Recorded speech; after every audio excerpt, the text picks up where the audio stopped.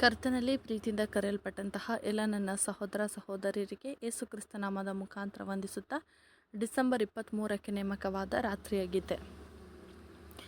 ನಾನು ಜಯ ಹೊಂದಿ ನನ್ನ ತಂದೆಯೊಡನೆ ಆತನ ಸಿಂಹಾಸನದಲ್ಲಿ ಕೂತುಕೊಂಡ ಹಾಗೆಯೇ ಜಯ ಹೊಂದುವವನನ್ನು ನನ್ನೊಡನೆ ನನ್ನ ಸಿಂಹಾಸನದಲ್ಲಿ ನನ್ನ ಕೂಡ ಕೂತುಕೊಳ್ಳುವಂತೆ ಅನುಗ್ರಹಿಸುವೆನು. ಪ್ರಕಟಣೆ 3ನೇ ಅಧ್ಯಾಯ 21ನೇ ವಚನ.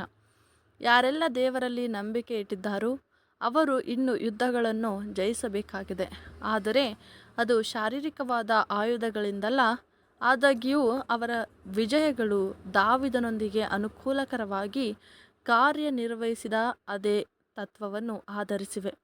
ದೇವರ ಮೇಲಿರುವ ನಂಬಿಕೆಯು ಯಾವುದರ ಮೇಲೆ ಆಧಾರವಾಗಿದೆ ಎಂದರೆ ಅವರ ಹೋರಾಟದ ಕಾರಣವು ದೇವರಿಂದ ಅನುಮೋದಿತವಾಗಿದೆ ಎಂಬ ಮನವರಿಕೆ ಅವರಲ್ಲಿ ಉಂಟಾಗುವುದರ ಮೇಲೆ ಆಧಾರವಾಗಿದೆ. ಅವರ ನಂಬಿಕೆಗೆ ಸೂಕ್ತವಾದ ಧೈರ್ಯ ಅಂದರೆ ದಾವೀದನ ವಿಚಾರದಲ್ಲಿ ನಡೆದಂತೆ ಕೆಲವರು ವೈರಿಗಳ ಮೇಲಿನ ಹಿಂದಿನ ಜಯವು ಕ್ರಮೇಣವಾಗಿ ನಂಬಿಕೆಯಲ್ಲಿ ಬೆಳೆಯಲು ಕಾರಣವಾಯಿತು.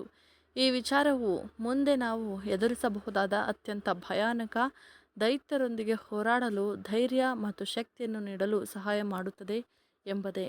ಆಮೇನ್.